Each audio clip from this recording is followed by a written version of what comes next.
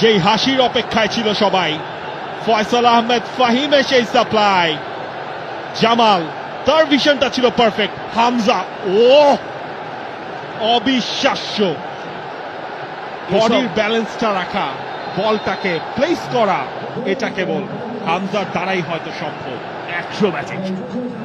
আপনি এই দৃশ্য দেখবেন, বারবার দেখবেন, প্রতিবার দেখবেন। এটা বাংলাদেশের ফোকলোরে ঢুকে গেছে এখানেই, এই মুহূর্তে। এবং এই মুহূর্তটা যারা মাঠে বসে দেখেছেন তারা মনে রাখবেন চিরকাল। Hamza, you are brilliant. হামজার হুঙ্কার, আর বাংলাদেশ তাতে প্রাণ ফিরে পেল ম্যাচের এমন একটা সময়ে, যে সময় বাংলাদেশ ধুঁকছিল, বাংলাদেশ মরছিল। রাকিবের মাথায় হাত যখন তিনি যাচ্ছেন সেই সেলিব্রেশনটা করতে, একই করলেন হামজা চৌধুরী। এভাবেও গোল দেয়া যায়, সেই গোলটাই দিলেন হামজা চৌধুরী।